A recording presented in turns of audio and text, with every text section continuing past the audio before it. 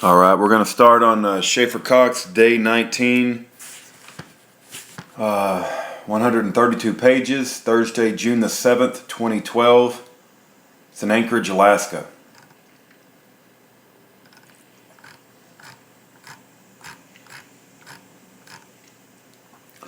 Call to order of the dishonorable court at 8:38 a.m. Defendants present, jury not present.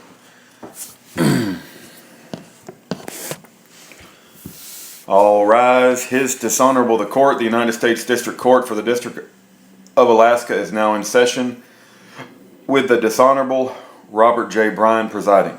The court, please be seated. We have a different clerk this morning, as you may have noticed, so treat her gently. And anything preliminary this morning?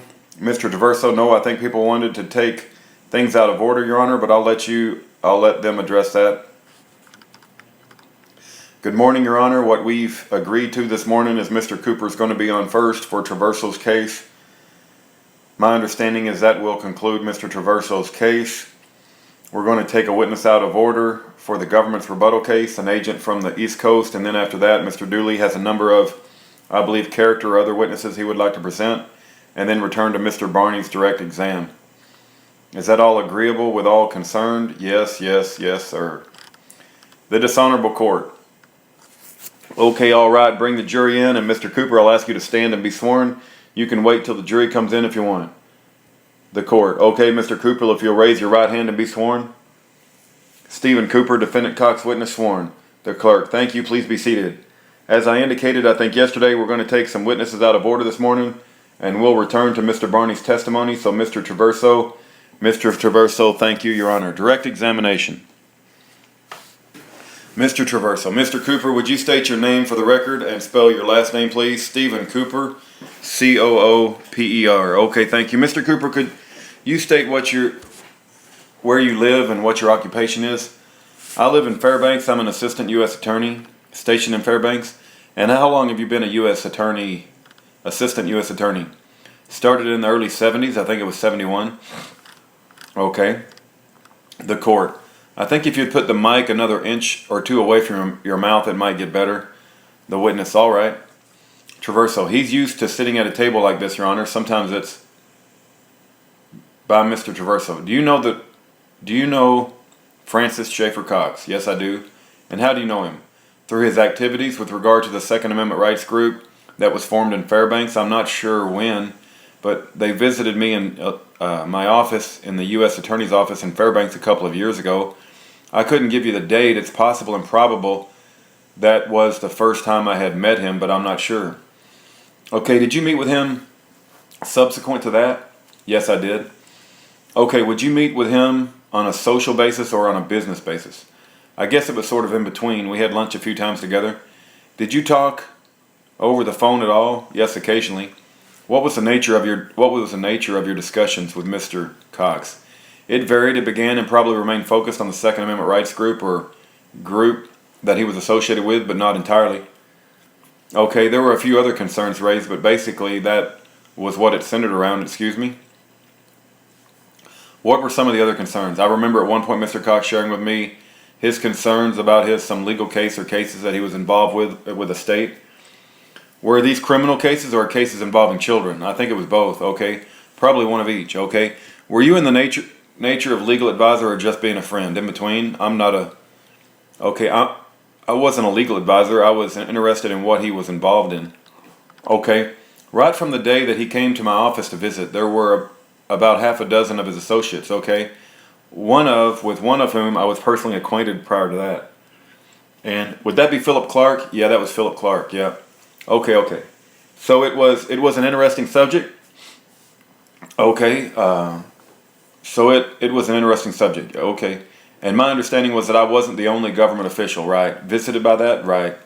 Group at that time or even on that day, probably.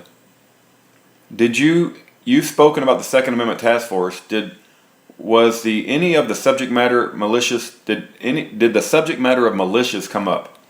Indirectly, I believe that I understood from Mr. Cox that the people in his Second Amendment rights group were prepared to respond in the nature of a militia in the event that any such thing would become necessary, okay? I mean, this is very general. I don't have a very clear recollection of that, but it seems to. Okay, me it was conveyed. When you would be meeting with Mr. Cox, say, you said you had several lunch meetings, how long would those meetings go for? Just for lunchtime? Okay. I mean, not extremely long. Okay, and when you had telephone calls from him, how long would those be usually? Probably pretty short, like, can you meet for lunch or something like that? I can't recall specifically. Okay, at any point did you observe Mr. Cox being particularly concerned about not with his militia, but people in the militia movement?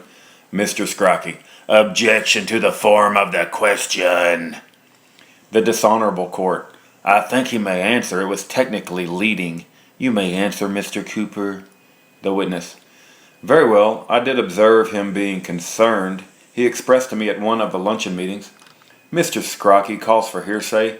The court sustained. Traverso.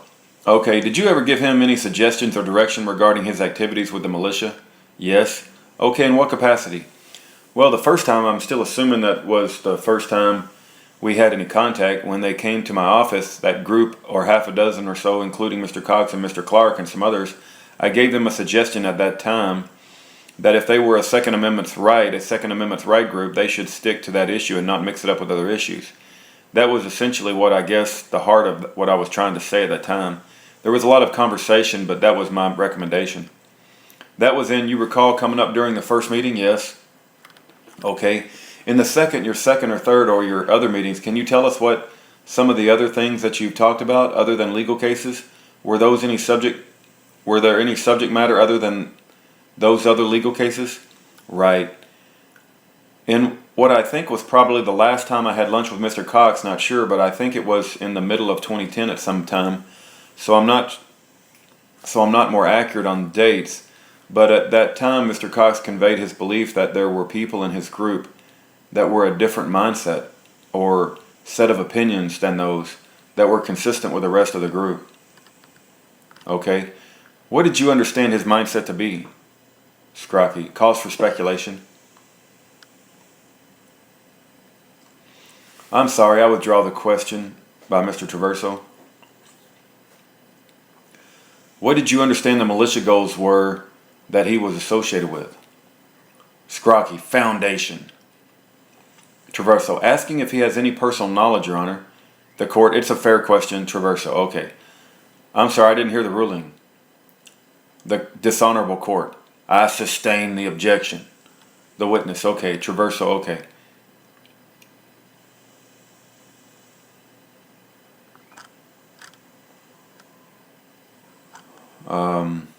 Traverso, when you were talking to Mr. Cox about this case, criminal case, what case did you recall that being? I recall it being one that involved an alleged domestic assault and some form of domestic violence allegation. Okay, that was the one that I recall it relating to. Was there any time that you spoke to Mr. Cox at one of these luncheons or even phone call where he appeared to particularly excited or agitated?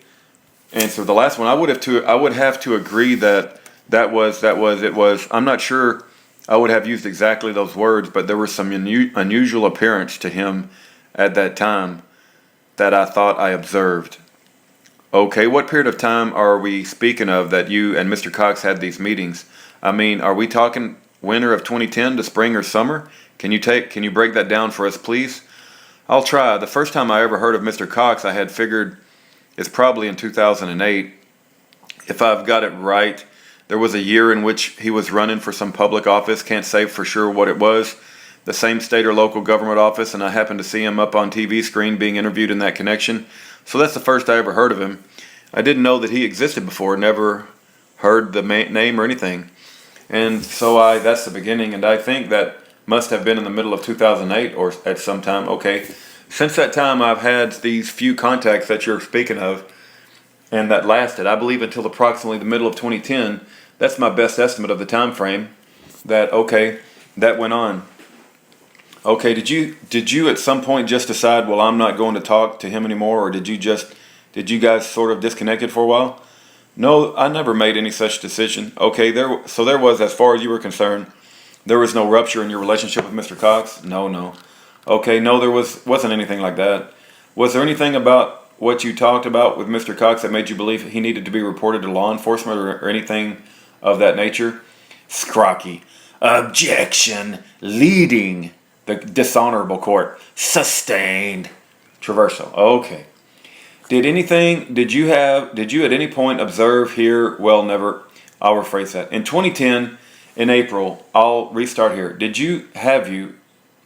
You said you heard his political campaign dialogue. Did you ever hear any speeches, Mr. Cox, after the political thing that you listened to in 2008? I don't think I ever did. Okay. I read about them in the paper, but I didn't hear of any of them. Okay. What advice did you give him at the last meeting that you had with him? Well, it was a similar recommendation to the one that I had made the first time in the U.S. Attorney's Office when the group was there, but with an illustration added on. In other words, don't be diverted from your single issue of Second Amendment rights and take on some other issue. And I had referenced at that time to a fairly recent news item that there had been a militia in the state of Michigan that was recently raided, I guess you might say, by federal authorities and found to be in possession of a hit list to kill government officials. I brought this up saying, see what can happen if an organization that starts out with one particular cause gets diverted from that cause into other issues. That would be the worst case scenario, for example. Okay, Mr. Traverso. Have no further questions, Your Honor. No questions, no questions. Cross-examination by Mr. Scrocky, the corrupt federal prosecutor. Morning, Mr. Cooper. Morning. Would you characterize your lunches with and meeting with Mr. Cox as a mentor-mentee relationship? I wouldn't put that characterization on it. I'm not sure what he or others would say, but that's not what I experienced. That's not how you observed it? Well, correct. Here, I think I've heard that before, but to me, there's an element in a mentor situation in which the mentor's advice is sought out and applied, and I have no way of knowing. I had no indication whether any of the advice I gave was ever applied. I didn't get the feedback to draw that conclusion. Question. When you just testified that you told Mr. Cox about the Michigan militia and a hit list, and don't get diverted from your Second Amendment issue. Essentially that, yes. What was his physical reaction to you when you told him about this information about the Michigan militia and the raid and the hit list? He didn't say anything, and I suppose I may have repeated myself because he didn't say anything, and I didn't perceive a reaction one way or the other. He said nothing, and I couldn't tell by looking at him whether he accepted the point or understood that point. I couldn't tell for sure. During your meetings, your lunches, your phone calls, you ever discuss with him, or did he discuss with you machine guns, fully automatic machine guns, or silencers? No, it never came up. It never came up? Right. How about the names of Aaron Bennett or Bill Fulton? Did those names ever come up? I never heard those names. How about Michael Anderson? No name like that. I don't believe he brought up any names to me in our conversations. That's all the questions I have. The dishonorable court. Further? Mr. Traverso. Did you mention, though, that he did bring up the same concerns about people in the militia movement? Yes. And how concerned did he seem to you during that whatever lunch meeting? About that subject? Yeah. I couldn't say that I observed anything. Affirmative. That indicated how concerned he was about that. Okay. What observations I made, I don't know if they were connected with that issue or not. Okay. But I did observe his demeanor more or less when he came into where we had lunch, which was in a cafe there in Fairbanks. Okay. He was looking over his shoulder, sort of, like trying to stay out of sight, maybe even have said something like that, but I don't recall. Okay. Did he appear jittery? Well, not jittery, but constantly looking over his shoulder and looking for a way to stay unrecognized. Thank you, Mr. Cooper. The court. All right, you may be excused, Mr. Cooper. Thank you. The witness. Thank you, Your Honor. Traverso. That's all my witnesses, Your Honor. Defense rest as far as Mr. Cox is concerned. Hi. Hi. I just thought a Patreon is a really good place to build a website. What's that? Okay, I'll look into it. Who told you that? That's what all the truthers are using. Patreon. Okay. My wife, we're trying to look into what anyway, moving on. I can't believe the defense just rested. The defense hardly put up any defense at all. It's absolutely absurd. Well, that's all my witnesses, Your Honor. The defense rests as far as Mr. Cox is concerned. Okay, and I gather we're going to take some other witnesses out of order? Yes, sir. We're going to call in the response to Mr. Cox's special agent, Eric Cahoon. The dishonorable court. If you'll step into the witness box, please, and face the courtroom and the jury and raise your right hand and be sworn. Hold on just a second.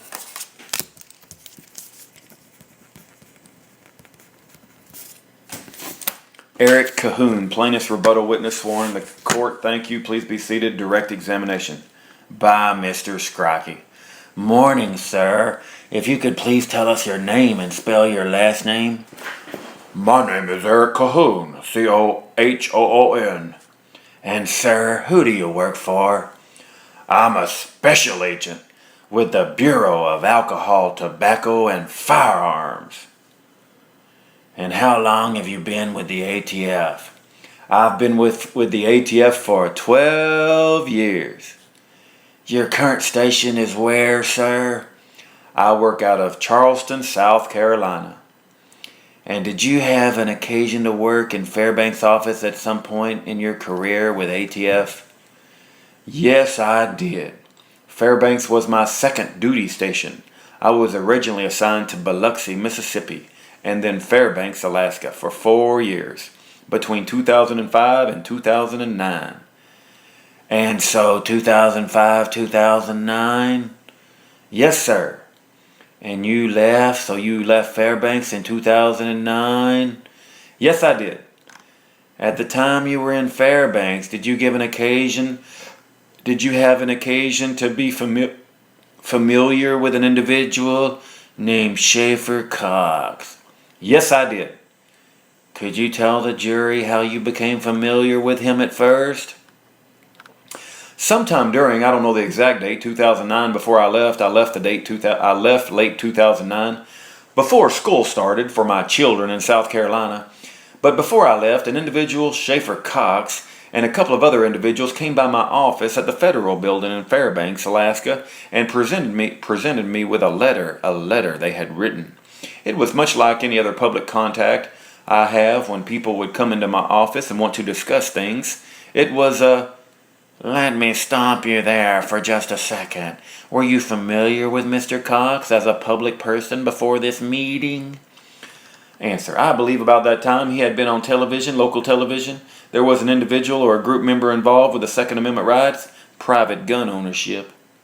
All right, so the folks who came in with Mr. Cox to your office, can you tell how many there were or recall? I don't remember. I remember Mr. Cox because he used to wear a hat. I don't know Mr. Cox before then. There were a couple of other individuals, I believe. There may have been a female with them. I do not remember anybody's names other than Schaefer. Did he introduce himself to you? Yes, he did. Who did most of the speaking? Mr. Cox and you? And myself. It was a conversation. It was just a conversation we had. Okay, so a walk-in conversation? Yes. And you were presented with something, you said? Yes, I was. It was a... And if you speak real fast, sir, so our good jury here is taking notes. So if you can maybe slow down just a bit. Oh, you want me to slow down? Okay, good. That's usually... I talk real slow, so... Okay, we've noticed.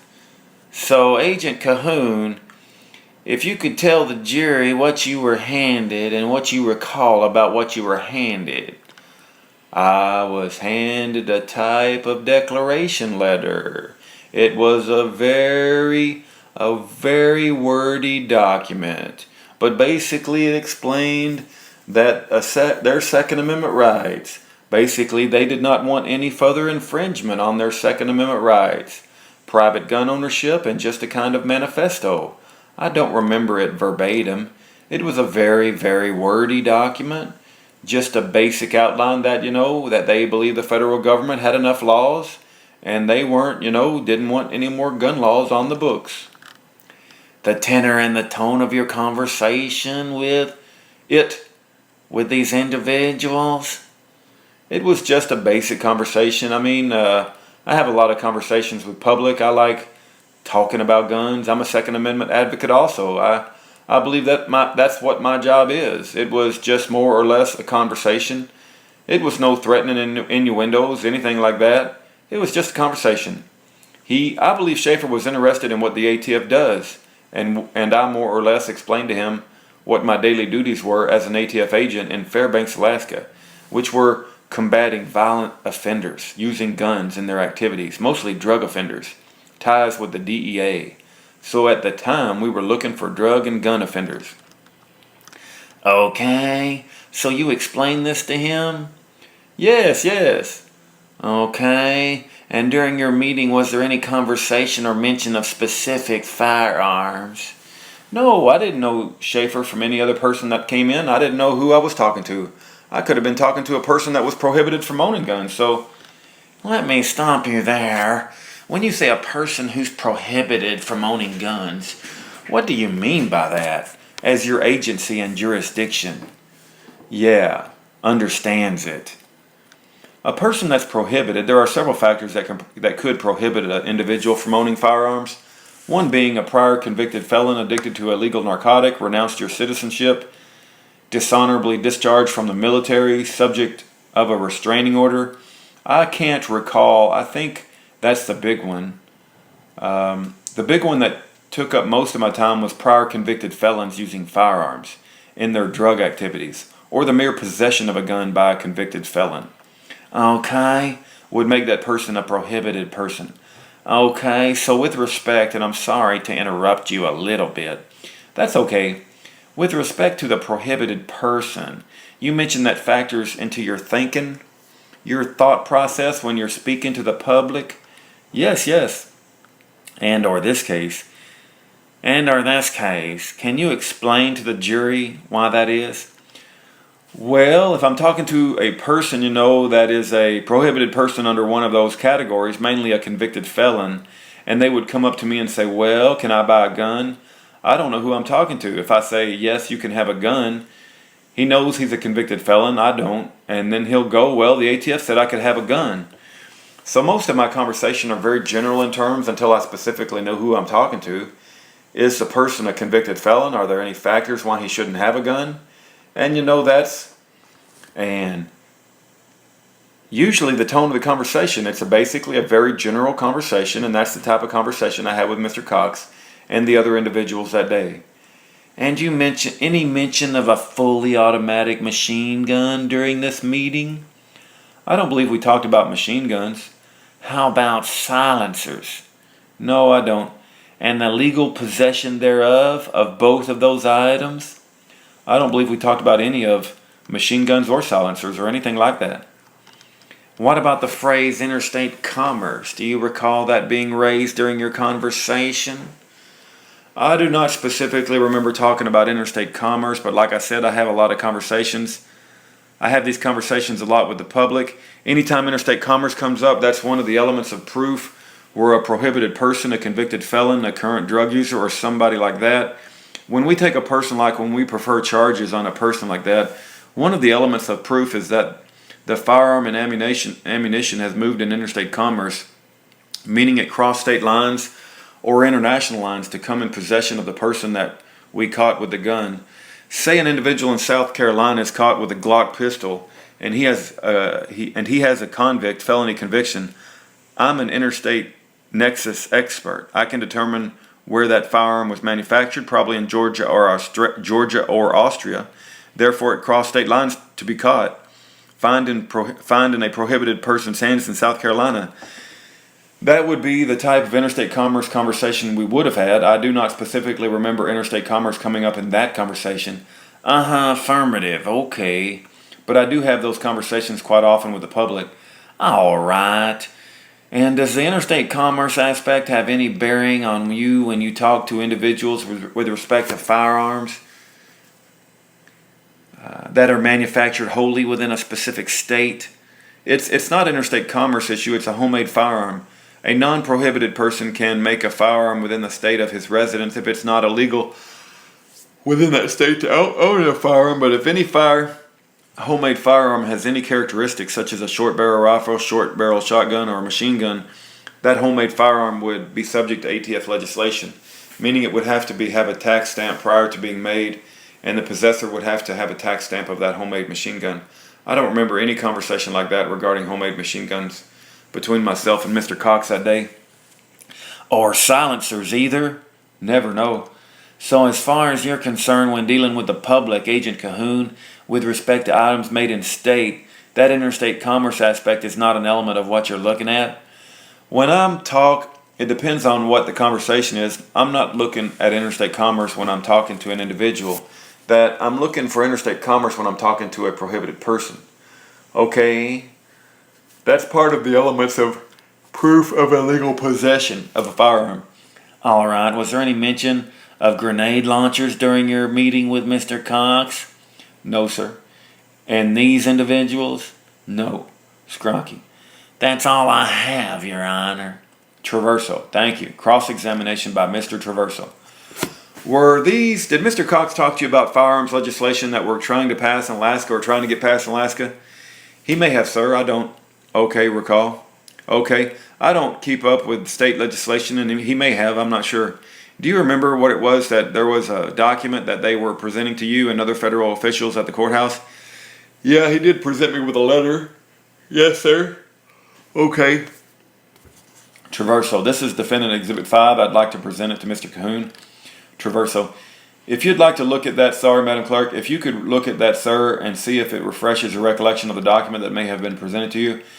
Yes, sir, this appears to be a very similar. I remember it being on line paper like this. Just give me a second to read over it. I don't read as fast as I talk. Yes, sir, this appears to be the same letter. Thank you, sir. When you spoke to Mr. Cox, you said you don't believe that the subject of interstate commerce came up, correct? It could have. I have many conversations. If it would have come up, it would have been in the realm of a prohibited person, okay, possessing firearms. Okay, when these people came to your office, did you get their names and any other identification criteria from them? No, I did not. They had already been through the security downstairs. Only reason I remember Schaefer is because of the hat, okay, and I've seen him on TV. Did you write a report about your interaction with these? No, I did not, people. You were contacted by the FBI on March 30th, 2012 regarding this matter, right? I don't know if it was the FBI. I think it was probably the U.S. Attorney's Office, but we all were on like a conference call, I believe. Were you also contacted by Special Agent Michael Ferran with the Drug Enforcement Administration in El Paso, Texas? I know Mike Ferran. I wasn't contacted about this. I talk with Mike occasionally. Okay, we worked together in the same office for 4 years. Okay, did you have any discussions with him about your meeting with Mr. Cox? Mike Ferran was there at the meeting. Okay. Did Mr. Ferran also speak at the meeting? He may have. I mean, he may have interjected on the drug aspect of it, but I had Mike sitting on the meeting with me and Mr. Cox and the other individuals. Did they have any discussions with you, either Mr. Cox or any of the other two people present? I believe you said there were 3 people there, maybe. I'm sorry. It may have been 4 counting Schaefer. I don't remember. Okay, all right. Well, let's assume there were 3 or 4 people. Did any of them, were you ever discussing homemade weapons with them? Sir, if it came up, it may have. I don't recall the discussion of homemade firearms coming up during the conversation. You don't recall, but it could have come up. It could have come up. Any interstate commerce may have come up as well. If interstate commerce came up, it came up only in reference to a prohibited person. Okay, I can say that because I have the conversation many times with members of the public. Okay, how often do you people come up into your office to discuss firearms who were not prohibited persons? I don't know when they leave or when they get there if they're prohibited. I had one come in Monday morning in South Carolina. It was a pretty regular event. I like talking to the public. I work for the public. I go to, I can't walk around in my ATF raid vest, but if somebody wants to come in and talk about it, they had a problem buying a gun or they want to, that's what I'm there for. I do that very regularly. People have a lot of questions about what's legal and what's not legal. Yes, they do. And there seems to be sometimes confusion regarding whether they have to register some firearms as opposed to others, correct? Registration is pretty much a black and white issue. It either needs to be registered or it doesn't need to be registered. Okay, some people buy things from stores where they don't fill out the same forms out, yet that you require them to fill out, right? Scrocky. Objection, Your Honor. Relevance outside the scope of direct. The dishonorable court. The objection is overruled. I'm sorry, could you rephrase the question? Sometimes people will buy firearms and they have to fill forms out that are different from the forms that your office would require them to fill out when they buy a firearm. If a person makes a legal purchase of a firearm and from a registered dealer, he has to fill out an ATF paperwork. That's okay, across the board. If he's a licensed dealer, he's buying it from...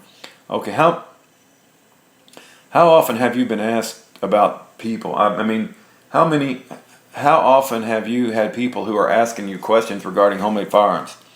It's not that big of a question that I field very often. Okay, something that's pretty unusual? Yeah, it would be a unusual question. I have no further questions, thank you.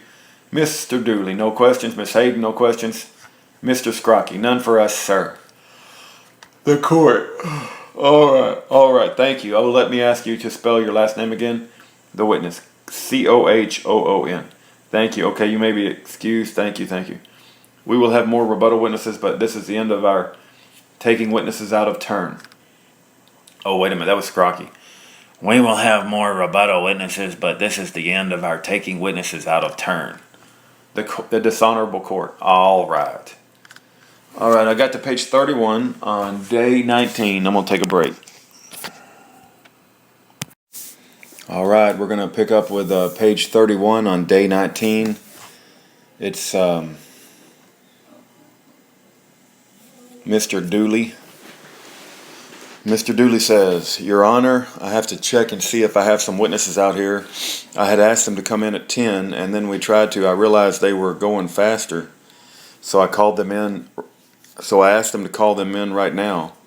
So if I could take a couple minutes, and if they're not here, I'll put Coleman back on the stand.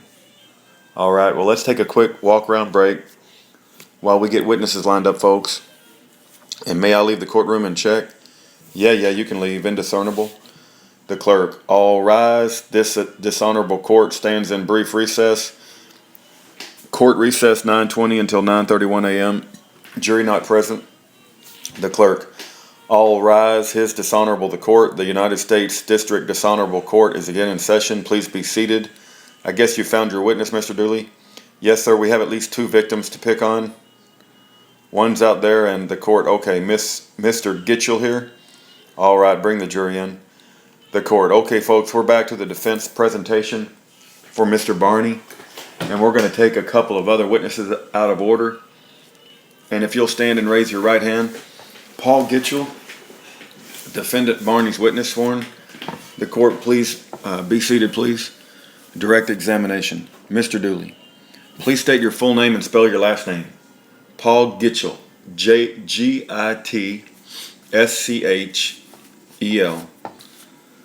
What do you do for a living? I'm the owner of the G2 Construction. We're a general contractor in Fairbanks. Where do you live? Fairbanks, Alaska. Do you know Coleman Barney? Yes, I do. How long have you known Coleman Barney? I met him in 2004. In what capacity do you know Coleman Barney? He's been a subcontractor for G2 Construction since 2004, and I got to know him kind of on a personal level during that time too. In your experience, has he been honest with you? Yes. Is he a liar? No. Does he get the work done? Yes. Does he contribute to the community? Yes. In what way? He always goes the extra mile for everything. If he feels that there's any question at all or any doubt or something, he'll always lean to the other side and make sure that makes everything right. And he just always helps everybody out that needs help. Is he violent? No. Murderer? No. That's all that I have for you, Mr. Gitchell. Traversal, I don't have any questions, thank you. Miss Hayden, no questions. Cross-examination. Miss Lamoureux. Oh, it's the daughter of Belial. Mr. Is it Gitchell? Gitchell. Yes, ma'am. Okay, good morning. Good morning. Did Coleman Barney ever talk to you about his militia? He only mentioned it one time, and he asked if I was interested in going to some meetings, and I just told him no, I didn't have time. Did he ever talk to you about his views on the government? Not really, no. We pretty much kept it at work, and he'd say a few things here and there, but nothing. 2-minute conversations, never got into any kind of detail. Did he ever, you said he invited you to a militia meeting? Yes. Did he ever invite you to a common law trial at Denny's? No. Did you know about that? Just what I read in the paper. I don't have any details or any knowledge of it. No. Mr. Barney never talked to you about it? No. Did he ever talk to you about a night at KJNP in November 2010? No. Did you know that Schaefer Cox was living with him from February the 19th, 2011 to March 10th, 2011? No. He never told you that? No. Were you ever present for any meetings where Mr. Barney and Mr. Cox were there? No, I never met Schaefer Cox at all. Never even seen him until now. I have no questions. No other questions. Thank you. Mr. Dooley, no further questions. The dishonorable court. All right, thank you. You may be excused. Mr. Dooley, We're calling Dave Sanford. The dishonorable court. Okay. Mr. Dooley, another Fairbankson that has to get back. Mr. Sanford, if you could, I'll show you where to go. The dishonorable court. If you'll step up to the jury box and face the court and the jury and raise your right hand. David Charles Sanford, defendant Barney's witness sworn. The court. The dishonorable court. Thank you. Please be seated. The witness. Thank you. Mr. Dooley. Mr. Sanford, please state your full name. Spell your last name. David Charles Sanford. Sanford. Where do you live? I live in Fairbanks. And what do you do for a living? I'm an account manager for the Crescent Electric Supply Company. Do you know Coleman Barney? I do. How long? 10 or 12 years. In what capacity? How do you know him? I worked with him on many large projects. We became good friends probably 6 or 7 years ago. Have you found him to be honest? Absolutely. Honorable? Yes, sir. Have you had him lying to you? Never. Does he get his work done? He's probably one of the hardest working guys I know. Does he contribute to the community? Yes, sir. In what way? Through his church, mission work? Have you found him to be violent? Never. Is he a murderer? No, sir. And that concludes my questions. Thank you. Yes, sir. Mr. Traverso, no questions. Miss Hayden, no questions. Cross-examination by Miss Lamoureux. Good morning. Good morning. Did Mr. Barney ever talk to you about his militia? Yes, ma'am. And what did he tell you about it? It was more of an enthusiast operation. And what else did he tell you about it? Just type of weapons that he owned, some stuff that he had. What did he... That's really all about it. What did he tell you about that? Honestly, he was always carried a gun on his hip. He was all about the Second Amendment rights, and he would tell me about a gun that he had purchased. I know that he purchased some body armor of some sort. That was really about it. Did he ever invite you to any of the militia meetings? Oh, yes, ma'am. And did you attend any of them? No, I have small children, so I was unable to go. Did he ever talk to you about silencers? Briefly, yes. What did he say? He was looking at purchasing one. And about when was that? A couple years ago, I couldn't tell you. What was the context of the conversation? Well, we had worked a lot, and so we had kind of just got off base and started talking about personal stuff when I was going through my system and looking for stuff on the internet, doing projects, and so a lot of it was just casual conversation. Do you know what kind of silencer he was looking for? I couldn't tell you, I don't remember. For which gun? Nope. Did he ever talk to you about grenades? Nope. Were you surprised at all when you heard that he was associated with a militia? Not really. Did you ever go to his house? Yes, ma'am. And was Schaefer Cox living there when you went there? No, ma'am. Did you know that Schaefer Cox lived with Mr. Barney from February the 19th, 2011 till March the 10th of 2011? No, ma'am. Do you know what he does? Do you know what he does in his free time? Coleman? Affirmative. He doesn't really have a whole lot of free time. He works a lot. I've seen Coleman work 24 hours. Did he ever tell you about a night out at KJNP in November of 2010? Yes, ma'am. Did he tell you about that? Just that he went out there for some security deal for Schaefer Cox. Did he say why? Nope. Did that surprise you at all? I don't know if it really surprised me. It may have been a little odd, but I don't think it really surprised me. Did he tell you that he was armed that night? Yes. With his AR-15 and a grenade launcher and a hornet's nest round? No, I don't think he mentioned what he was holding for a weapon. So he just said, what did he say? How do you know that? He said he was out there, and they did a security detail for him. And did he say there were other people as well? I believe so. How did that come up? Like I said, it was just casual conversation while we were at work. Was he telling you this before the night of after it happened? After? And how did he describe it to you? Honestly, ma'am, it was a couple of years ago. I couldn't tell you. It was a casual conversation while we were working. Did he ever tell you that he was taking time off work to be a part of a security detail while Schaefer Cox was at the state courthouse? I do not believe so. Did he ever talk to you about his views on the government? No, ma'am.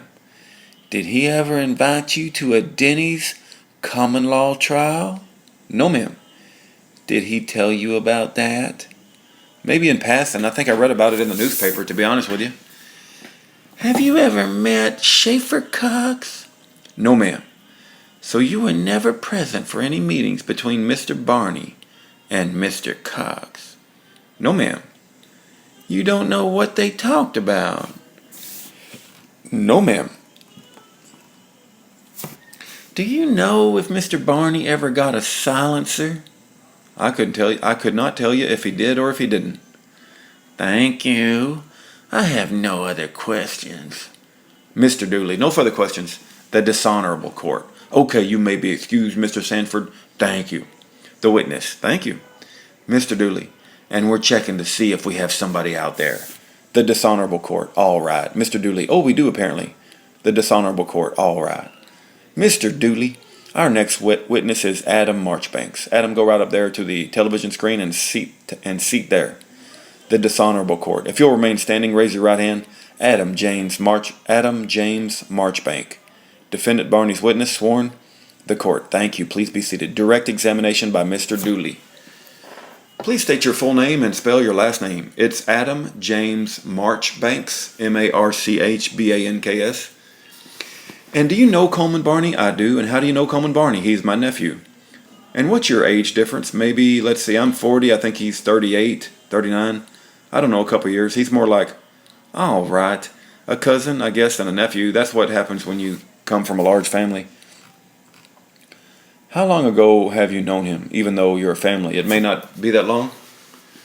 We grew up together. My sister would pick me up, and we used to play and hang out a lot during the summer. So, all right, in Fairbanks, what kind of other relationships do you have with Coleman Barney? We worked together a lot. We hung out, usually Christmas and New Year's family get-togethers, you know. We did a lot of things together. What is it you work at together? I do construction work, worked on his cabins, on his home, a little bit electrical with him. It's about March 2011. Have you been working with him in some capacity? Yes. What were you doing? I believe we were working on some cabins in Esther around that time. And how were you to get paid for that? A company check to my company. Okay, did you get a check or not? I did. And you were able to negotiate the check? Yeah, after I got the check, well, it was what happened is the work had slowed down, I believe, and somebody was looking at the cabins, and he called me up and he said, hey, we need to finish up. Scrocky. Objection. Hearsay. The court. The dishonorable court. Sustained. Mr. Dooley, indiscernible. Go get trapped in this here, you're cleaning up cabins at Esther. Did you get paid? I did not. All right, and did he attempt to pay you? He did. Okay, when was that? When he was tried, he tried to pay me? Yes, sir. He said he was going to put some money in the bank and not to cash the check until till Friday. Scrocky. Hearsay, Your Honor. Dooley, hang on, need a ruling. The court. I don't think it's offered. Well, I don't know what he's going to say, so it's a little hard to say. It may not be offered for the truth of it, he can't say what Mr. Barney told him. Mr. Dooley, the dishonorable court. He can't say what Mr. Barney told him if offered for the truth. Mr. Dooley. First, on March 9th, did he give you a piece of paper? Yes. Okay, and what was that piece of paper? A check? For how much? 4,600 and something. Okay, just very short answer, yes or no. Did you attempt to negotiate that check that day? Yes. And what happened? Couldn't cash it? Okay, now did he ask you or make a statement to you that made you not attempt to negotiate that check again? Just a yes or no. What was the question again? Did he talk to you and say things to you that made you not negotiate the check again? Yes. All right, what did he say to you? That he was going to put some money in the account. Okay, when was he going to put the money in the account? Thursday, I believe. The March 10th? Yes. Do you know whether or not that happened? I do. And did it happen? No, it did not. Okay, move to, did you eventually got paid? Yes. Okay, how did that happen without the phone calls? And he says, it was a month later, his wife wrote me out a check. All right, and you're dealing with Coleman Barney. Has he always been honest with you? Yes. Is he a liar? Has he lied to you? No. Does he get his work done? Yes. Have you found him to be violent? No. Murderer? No. Does he contribute to the community? Yes, he does. In what way? He helps a lot of people around his neighborhood. I know that we, in the middle of the winter, helped a guy put in a door that, Mr. Scrocky, objection 608, specific instances of conduct. The court, sustained. Duly. Good enough, and now I'll leave you to cross-exam. Thank you very much. The witness, thank you. Cross-examination by Mr. Scrocky, the lizard, corrupt federal prosecutor who loves to put innocent men in prison. Hello, Mr. Marchbanks. Hello. You and your wife, I believe, wrote letters in support of Mr. Barney for his bail hearing in July last year, this year, last year. Yeah, whenever, yeah. You did? Affirmative. Okay, you've been to his house before? I have. On several occasions, yes? Yes. Would you say Mr. Barney is a man of very strong beliefs? Yes. And if he gets his mind set on something, he's got strong convictions and follows through with that? Yeah. Did you have any occasion to ever speak with him about his views on the government? Yes. They were negative, were they? How come's nobody's objection saying leading? They were negative, were they? I mean, that's the most leading thing I've ever heard of. And nobody's objecting. No. And the views on the government concerning firearm restrictions. How about that? Maybe concern. Can you give the jury more detail about the depth and type of concern, please? I'm not sure I guess it's just like somebody, you look over history and you see that maybe eventually they might take away the firearms, just things like that. I mean, just things that you just talk about. Okay, so you had those kind of conversations with him? Yeah. Do you share those beliefs yourself, sir? Yeah. Okay, seeing an erosion of maybe gun rights coming down the line in this country? Well, maybe a possibility. Okay, all right, and you're a family relation with him, correct? Yes. And what's the nature of work relationship you had with him? I mean, you were an employee, a subcontractor. How's it work? Subcontractor? Okay, and you're always paid in check, or did you get paid in cash? Check. Check.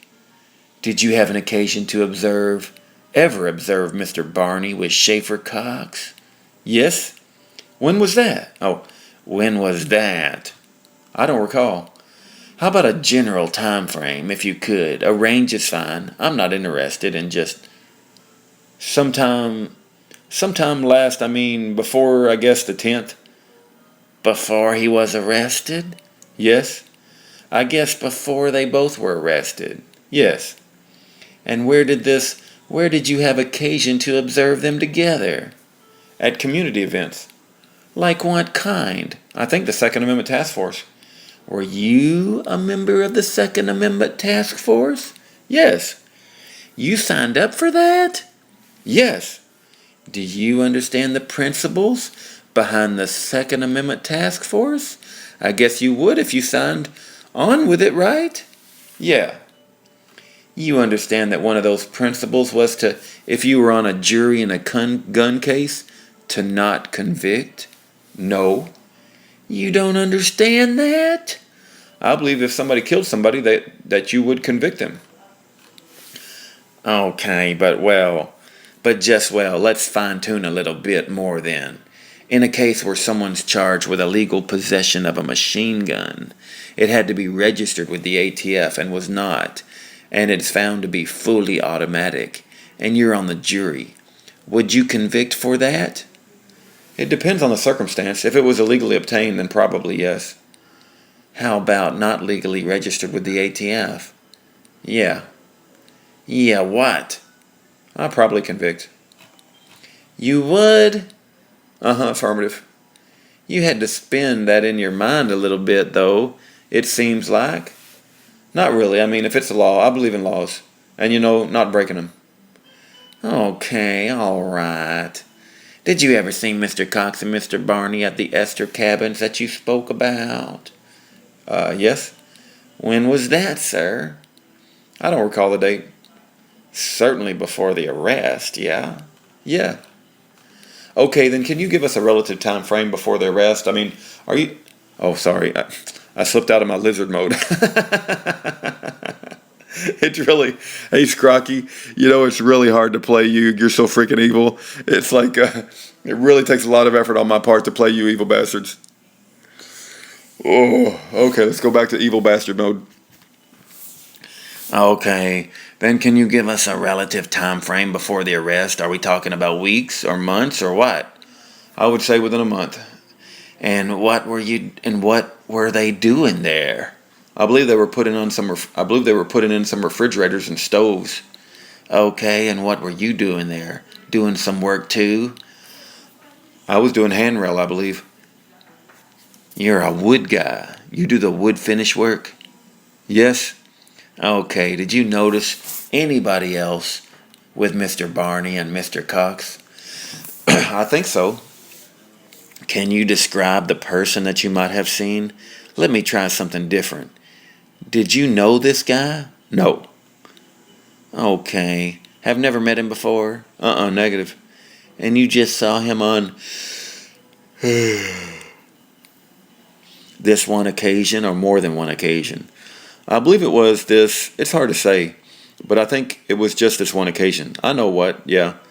Okay. And you're working on a handrail? Yep. And Mr. Barney and Mr. Cox and this other guy, what were they doing? I believe they were putting in a fridge or lifting up a fridge or something that took a few guys to lift up and put onto a cabin. They were working together, were they? Yes. They spend a lot of time conversing back and forth that you observed? No, well, I didn't observe it because I was doing the handrail. Affirmative. But I did see them come into one of the cabins. There's like 5 or 6 cabins altogether, and I wasn't working in the same one that they were in. Okay, so they were just doing some in some other cabin then. Yeah, I just seen them moving some refrigerators and stuff out of the back of a truck. And okay, was this truck some sort of utility truck, or what kind of truck was it, Mr. Barney's truck, or what was it like? I believe it was Barney's truck. Okay, it was Coleman's truck? Yeah, I think. Okay, not like a Lowe's truck or something, or a Walmart truck, or something like that? No. Alright. That's the only time you saw them? The 3 of them together with this guy you don't really know? Okay, I got to pause on page 53. All right, we're going to pick up on page 53 and see if we can't get to maybe 75. Okay, was this truck some sort of utility truck, or what kind of truck was it? Mr. Barney's truck, or was it like... I believe it was Barney's truck. Okay, it was Coleman's truck? Yeah, I think. Okay, not like Lowe's truck or something like a Walmart truck or something like that, no. All right, the only time you saw them, these 3 of them together with this guy you really don't know, yeah. Did you have occasion to see Mr. Cox and Mr. Barney at other times besides the Second Amendment Task Force? Yes. Where would that have been? I believe at the park that we had to get together. I can't remember what the occasion was, but it was a park right there in Fairbanks. Was it associated with the Second Amendment Task Force? No. Something else? Yes. And what was that something else? I can't recall what it was. It was in the paper, in the news, and okay, and stuff. It was for some event. Okay, some sort of public event? Yes, all right. As opposed to private gathering, function, party type of thing? Yes. Okay. Did you ever have occasion to talk to Mr. Barney about firearms? Yes. And what kind of firearms would you guys discuss? I think it's a Glock 40, and he was just asking me about guns, and I said I thought the Glock 40 was a good firearm from my buddy that is a prison guard there in Utah, and I guess the prison bought some of them. So I told him that I thought it was a good gun. Affirmative. It is a good gun. So, with respect to, do you carry a gun on you at all times? I try to. Do you know how often Mr. Barney carries his Glock 40? I believe as often as he could, too. Anything else that he carried that you knew of? I think a 38 or a 380. So he carried two? Not at all the time. Not all the time. You ever known him to wear body armor? No. He ever show you that he had body armor? No. Did you know that he had 2 sets of body armor? No. Did you ever discuss with him automatic weapons? I believe it came up. Please tell the jury about that conversation. We both think that automatic weapons are really cool and would like to, we went to, I think it was the Machine Gunners Club, affirmative, and they put on different things, and we talked about maybe getting our permit to own a machine gun and different things and going shooting with those guys. So yeah. So you talked about permits for machine guns, yes? You understand that they have to be registered, do you? Yes. With who? Who do you have to register them with? The firearms? It is Firearms, Tobacco, and Alcohol Division. Affirmative, right, okay. ATF? Yeah, another government acronym. It's tough sometimes to keep them right. All straight, understand?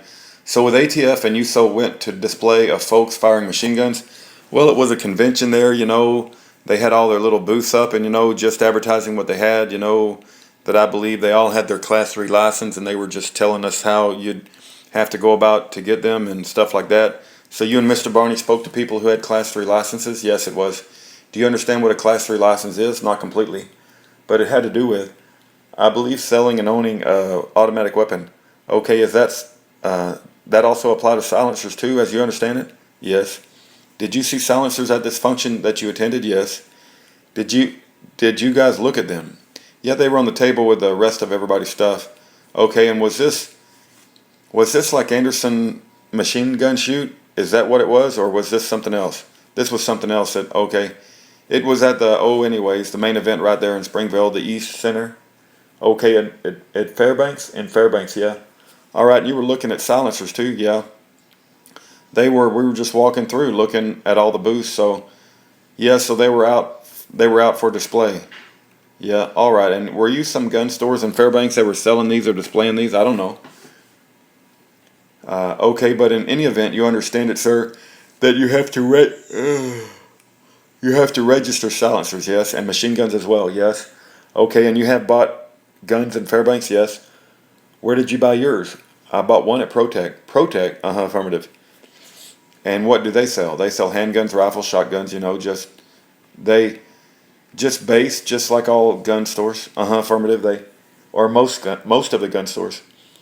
They're a Class 3 dealer, right? I don't know for sure. You sell machine guns and silencers because they have Class 3 license, don't they? I don't know. Okay, they have a website, don't they? They probably do. All right, so you had a talk about machine guns and silencers. How about grenade launchers? Have you ever spoken to Barney about grenade launchers? Yes. And in what way? If you could tell the jury about that, please. It was a day that they were talking about. I believe shooting some flares or something at a golf course and doing something that was going to be kind of funny. But it wasn't grenade launchers. I believe they were flare launchers. Flare launchers, okay. The ones that we're talking about in this case, the 37 millimeters, or you knew, I don't know. Did you ever see Mr. Barney with one of those? I have not. Do you know Mr. Barney has an AR-15? Do you know about that firearm? Yes. He's shown it to you? Yes. Did you ever see that rifle with a launcher mounted to it? A launcher mounted to it? No. In the context of this conversation with 37, I mean, with the flare launchers, as you're calling them, this chalk thing, was that associated with the militia or not? I believe it was. In what way? I can't really recall. I just know it was going to be some kind of joke thing that they were going to shoot it up and like play golf, kind of a thing at the golf course. Maybe it was like a par one. I wouldn't it with maybe a birdie. Yeah, all right. And that never came to pass. I don't believe so. Did Mr. Barney ever talk to you about his work with Mr. Cox? I just know they had a friend association. They were friends. I mean, do you know? I mean, the extent of the relationship. You know, close friends. I don't know the extent of their friendship. And I apologize if I've asked you this already. Do you know that Mr. Cox lived in Mr. Barney's house prior to the arrest for a couple of weeks? No. You didn't know about that? No. He didn't tell you about that? No. You didn't visit the house? No. He had a room for Mr. Cox and his family. It's a large home, right? Not really. Not really. Okay, not really. You've been inside it, haven't you? Yeah. Okay, the cabin? No, the home, Mr. Barney's home. Yeah. You call it a cabin? It's a cabin. I lived there for about 6 months when we was trying to finish it when they first moved up, okay, and stuff. But I think it's I'm not sure how big it is, but all right. I didn't think it was that big.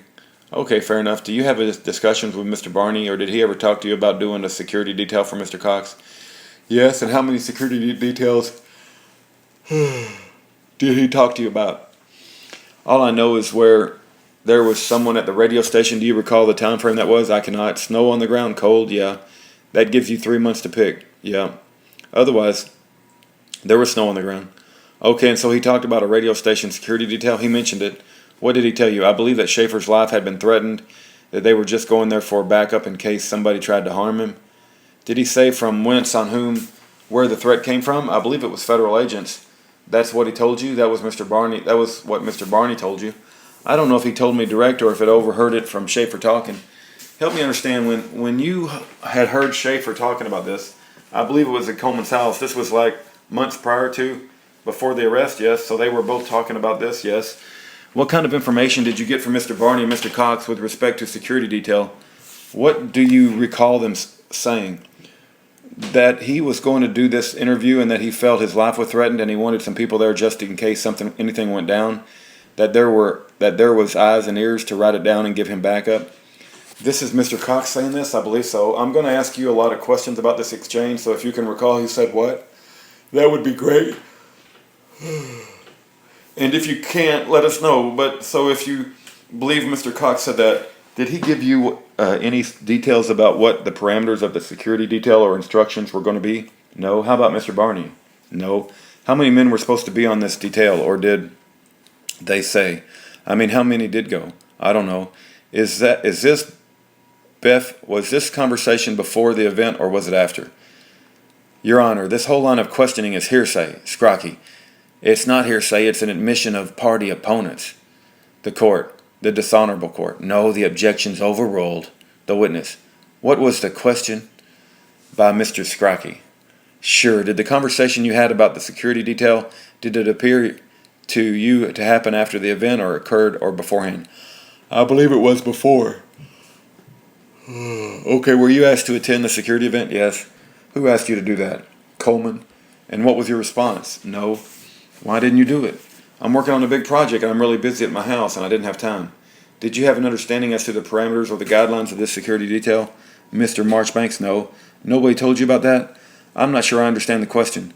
Sure, did they explain to you what the purpose of this detail was with respect to these federal agents? Mr. Traverso asked and answered, Your Honor. I'm trying to lead into an answer. Yeah, the objection's overruled. Witness, no. So you weren't given any instructions that if a federal agent showed up and drew weapons or drew firearms on Mr. Cox or his associates, that the security team was to open fire and kill them? No. Mr. Dooley, compound. The court, the answer may stand. Scrocky, that wasn't explained to you? No. If you had free time and that had been explained to you, what would you have gone on that detail? Traverso, objection calls for speculation, Your Honor. The court sustained. Scrocky. Was it explained to you that members of the security detail were going to be armed? No. They didn't tell you about that? No. Did Mr. Barney speak with you after this? Let me withdraw that question. What was there anything else they told you about the detail before it happened? No. So that was it? Yeah. Did you have an understanding as to how close in time your conversation was with them with respect to this detail? I don't recall. Do you know that Mr. Barney went out there and armed with his AR-15 and grenade launcher, a loaded grenade launcher? Was that a grenade? Was that a flare launcher? I didn't really have. Yeah, I'm sorry. I didn't really have with grenade launchers. I don't mean to put the words in your mouth, but just to be clear, do you know that Mr. Barney was at the security detail wearing body armor, carrying at least one gun, possibly two, and having a flare launcher attached that was loaded to his AR-15? I didn't. You didn't know that? No. Is that the Coleman Barney that you know? I object to vagueness, Scrocky. Is the dishonorable court. Yeah, I think you need to rephrase that, Scrocky. Yes, sir. Mr. Scrocky, have you had occasion in how long have you known Coleman? For a long time. Have you ever known of him to do something like this, Mr. Marchbanks? No. If he had told you that he was working a perimeter that night, is that something that you had observed him doing before this, or knew of him before this? Before he talked to you about it? I'm not sure I understand. Before when? Like before the security detail. Had he ever done something like this before, that security detail you were told about? Oh, I believe that he was. I don't know. You don't know, or you don't? He's never done it, to your knowledge. To my knowledge, yeah, he hasn't done it. Were you asked to participate in other security details by either Mr. Barney or Mr. Cox? Yeah. If you could tell us what the time frame was and what the occasion was and who told you about it. I believe it was when Schaefer was going to court, and I'm not sure which one it was, but just to help out if anything broke out. It was the same thing if he thought that somebody was after him. So Mr. Cox spoke to you about this? I believe it was Coleman. Do you recall what time frame was? But let's use KJNP thing as a point of reference, if you could. If you can't, that's fine. But yeah, I don't recall when it was. I just know it was one of the court hearings. All right, for Mr. Cox, yeah. Downtown at the state courthouse, yeah. And you attended that or not? I don't believe I attended that one. Why didn't you attend it? Oh, I was busy. You were you told that? That's the bell going off in the background indicating that breakfast is ready. Wait, let me finish this page. Were you told in advance as to why the reason was and who was going to attend and why? I was told the reason, and it was the same reason before, that he was fear for his life for federal agents. He was in fear for his life for federal agents. Do you hear that? That's very important. This is Mr. Cox? Yes. And which one of the men told you that, Coleman or Cox? I believe, I don't think either of them really told me. I just knew that was the same reason. All right, so he didn't attend this one? No. Did Mr. Barney attend it? I don't know for sure. I believe he did. Okay, I'm going to stop here on page 70, and we'll continue later. All right, picking up with page 70. I don't know for sure, but I believe I did. Was there another occasion that you were told about the security detail and asked to attend? No. That was it? I believe so. You're familiar with common law trial that was held at Denny's? Yeah. In Fairbanks? How are you familiar with that? Heard about it? Did you attend? No. Were you asked to attend? Yeah. By who? Coleman. And you didn't attend this common law trial? No. Do you know what it was about? Not exactly. Anybody tried to explain to you what it was about? I don't recall. Have you a vague something back there in your head about it? There was a lot of talk around town. I'm not sure where I heard about it. Okay. But I mean, it was, talking on the radio. I'm not sure. All right. But you didn't attend anyway? No. Why didn't you attend it? I got a lot of work and I've been really busy. Mr. Barney attended that. I don't know for sure. Possibly. So you're too busy to attend these 3 functions in your life. You didn't go to KJNP? No. You didn't go to the state courthouse security detail? No. You didn't go to the common law court? No. Because you're too busy? Yeah, yeah. And yeah. Fair enough. Did any of this stuff make any sense to you, Mr. Marchbanks, that you were hearing and cause you some anxiety, concern, hesitation however you want to call it, sir. I was curious. Did you even know what a common law court is? Not exactly. Did you ever hear about something like that before? I've heard of common law, but I'm not sure exactly I don't know enough about it to say. Okay. Was there any talk between you and Mr. Barney and Mr. Cox with respect to grenades? With respect to grenades? Yes. No. Seems to me you had to think about that for a little bit. Well, I know that they had some fake ones when they were practicing, and I don't really know enough. But I knew they were practicing. They had fake ones, but I didn't ask anything about it.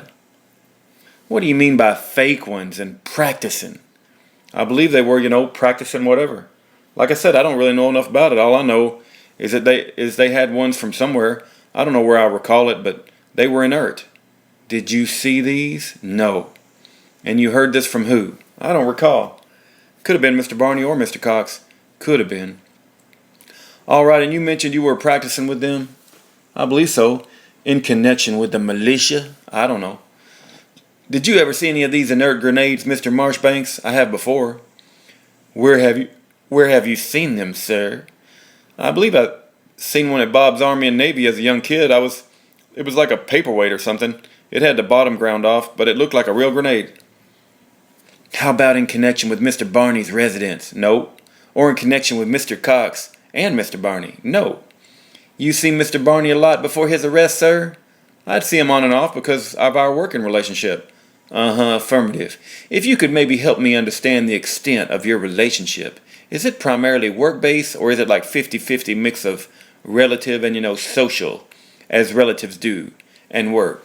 I'd say 50-50.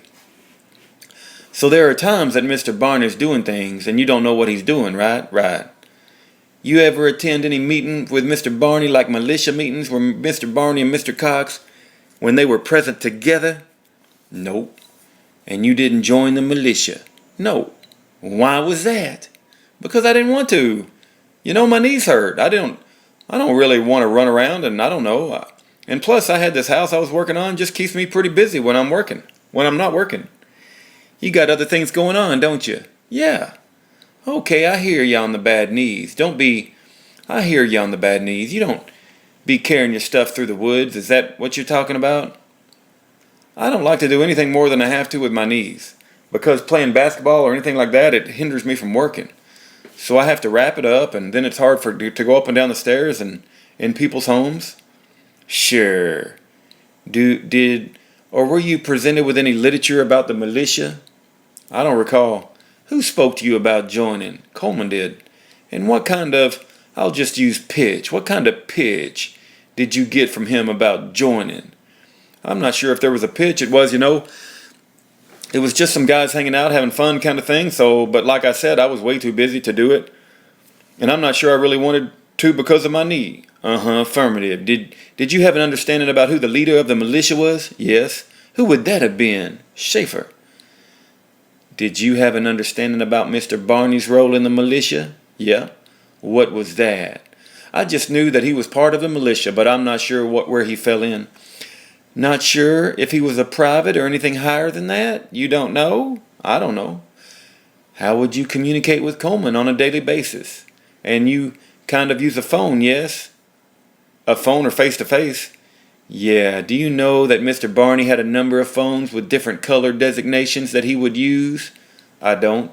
Are you related to Val Marchbanks? I am.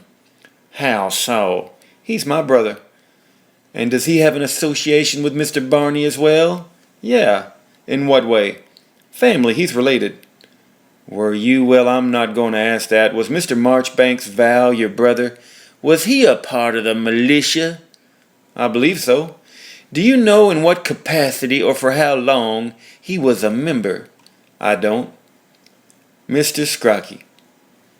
Have just a minute, Judge. Thank you, Mr. Marchbanks. That's all I have. The witness, thank you. The court, further. I have no further questions for Mr. Dooley. The dishonorable court, thank you, Mr. Marchbanks. You may be excused. The witness, thanks. The dishonorable court.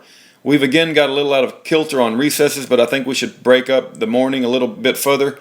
So we'll take a 10 minutes now. All rise. This dishonorable court stands in recess for 10 minutes Jury not present. The clerk, all rise. His dishonorable court, the United States Dishonorable District Court, is again in session. Please be seated. Okay, we have another witness. Yes, sir. All right. You can bring the jury in, please. The dishonorable court. Okay, if you'll please stand and raise your right hand and be sworn. Jeremy Stephen O'Neill, defendant Barney's witness, sworn. The court. Thank you. Please be seated. Direct examination. Mr. Dooley. Question. Mr. O'Neill. Oh, this is Dooley. Sorry. Mr. O'Neill, please state your full name and spell your last name. My name's Jeremy Stephen O'Neill. O''Neil, N-E-I-L. And what do you do for a living? I'm a licensed certified public accountant. I'm also a licensed attorney, both in the state of Alaska. Currently, I'm a financial manager for a critical access hospital in Valdez. Okay, which is analogous to the chief financial officer? I'm a small business owner with the legal and the accounting services. You're talking fast. I'm sorry. Have you ever testified before? I have not. Not in a mock setting. Yes, but not in a real trial. Did you know Coleman Barney? Very well. How do you know him? Starting in the fall of 2004, but I knew his family. I knew Sam, his brother, and then we actually moved my family to the North Pole where Coleman's family lived, and ever since we've been extremely good friends. Question. Do you know him by any type of work that you do? Yeah, through my experience in accounting, he'd often bounce ideas off of me. I was his flight instructor, which I forgot to say. I'm also a flight instructor, sorry, which is a very small part of what I was doing the year, but I taught him how to fly. He was one of my best students in that regard. Scrocky. Sorry, Your Honor. Narrative. Dooley. Stop. Judge has to rule, though. The court. I didn't hear the objection. Scrocky. Narrative answer. The court. Go by question and answer. What's the next question? Dooley.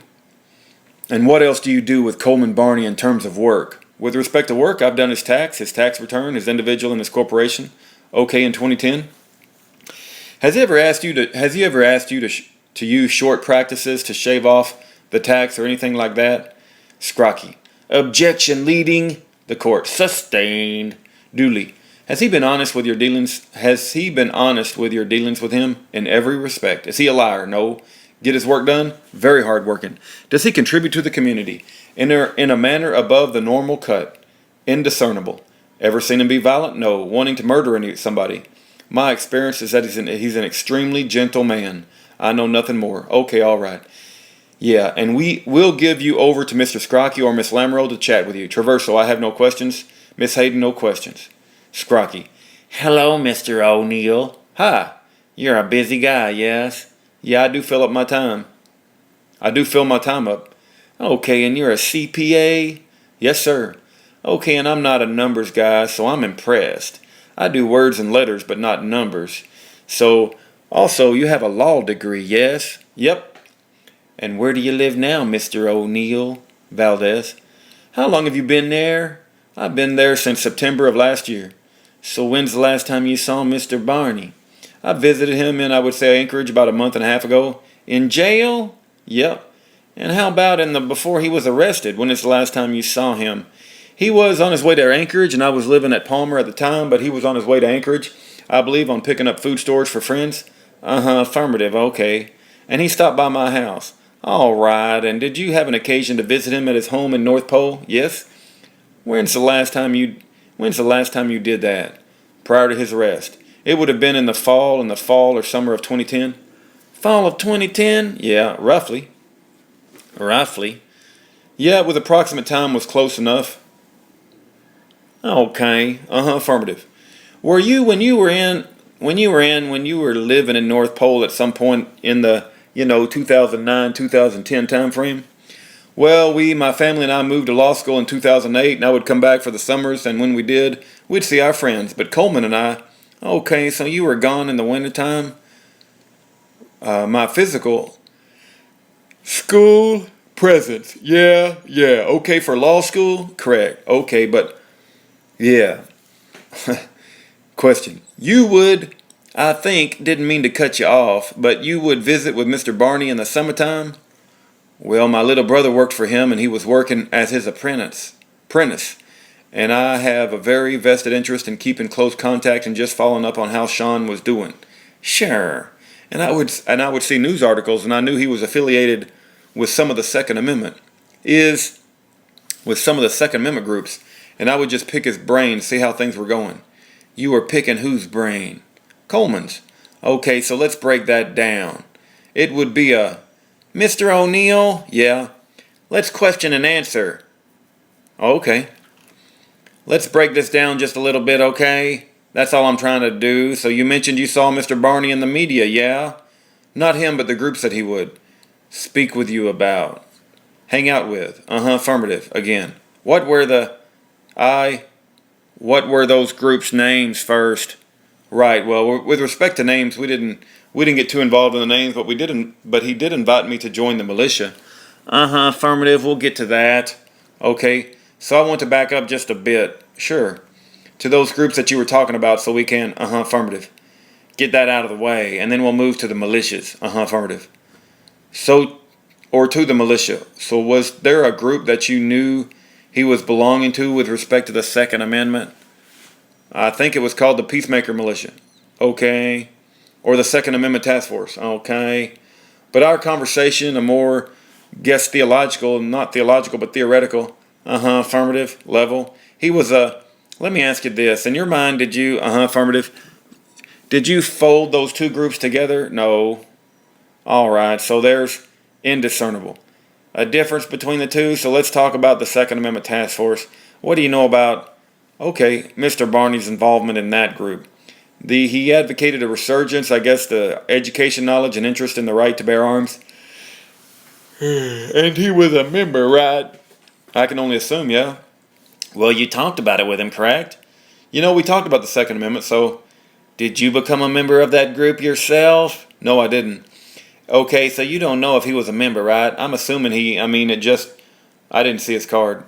Okay, but I'm assuming we were having conversations that he had an interest in. Oh, sorry, that was the witness. But I'm assuming we have conversations that he had an interest in. Did he explain to you the principles behind the Second Amendment Task Force and what that stood for? Yeah, we talked briefly, we didn't. So is it fair you don't have a real good understanding of what the Second Amendment Task Force stood for, do you? Indiscernible, out of the name I could infer what they were about. Do you know the part of their platform involved finding a non-guilty verdict if you were a juror on a gun case?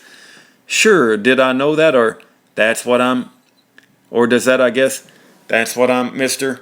That would be Mr. O'Neill. Yeah. Okay. Sorry. Yeah, just slow down just a bit, because I'm just asking some general questions here. Affirmative.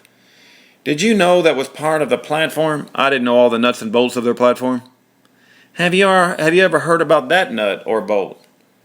I have heard about it, but I guess the advocating of it was not something that caused a flag to pop up or would cause a flag to pop up. You're a lawyer, aren't you? Yeah. If you were advocating a case involving a gun charge, would you want a traverso? Objection, calls for speculation. Scrocky. I'm not done yet. The court, state your question. You're a lawyer, correct? That's correct. And would you want in any group or a provision of a platform in a group for nullification of a criminal charge if you were... Answer. I know. A juror. If you were a juror... I guess it's the having conversation about it that I don't see it an issue. I don't see an issue at it. I see. I know, I took an oath to uphold the Constitution. Oh, sorry, this is a witness. I took an oath to uphold the Constitution, so I would have to respect for the judge like all attorneys. We'll be in no position to professional ethics. So I don't see anything wrong with having the conversation. Affirmative. That's clearly acceptable.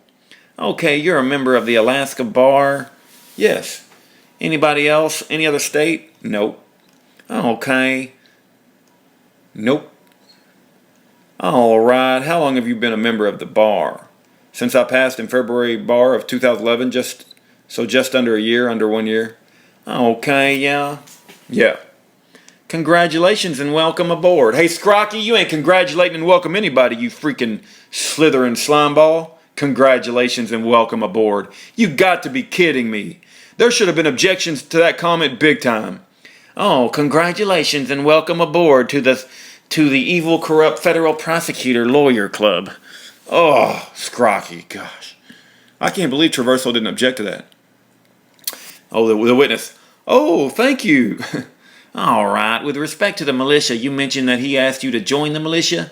Affirmative. Is that true? No, he invited me to show up to one of their powwows. Where was that? Where was the powwow? I can't say Chain of Hot Springs Road, this particular one.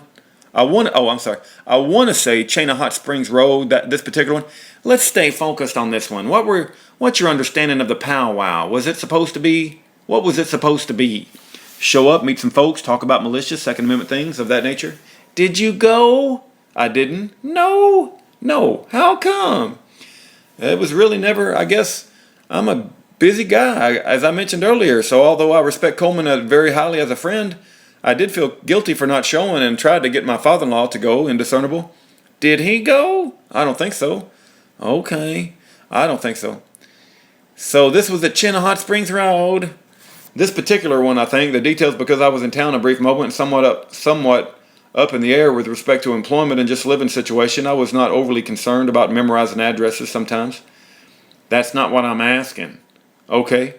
I'm just asking, do you know where it was or what was going on out there? What was the nature of the... Other than, that part of town. Okay, and maybe. So Mr. Barney asked you to come out to that event. Yeah. And much in the same way you would invite somebody to a Tupperware party. It was a very non-confrontational and low-ranked, Tupperware party? He wanted me to hang out and meet some of his friends. Okay, so you didn't go, right? I did not. Was there another event that Mr. Barney asked you to attend with respect to the militia? Not that I recall. Okay, nothing at his home? You never attended something at his home with respect to? No. I've been to his home numerous times, but never at a meeting where it wasn't just me, my family, and close friends. Affirmative. And I guess the time frame from number 2. Sorry. Yes, yeah. The water cup is lawyerly hazard we'll all have to navigate. Sorry. That's okay. Okay, you all set? Good. So between the time frame of November 2010 to March of 2011, how much contact did you have with Mr. Barney? November 2010 to where? To his arrest of March 2011. Definitely monthly or with phone.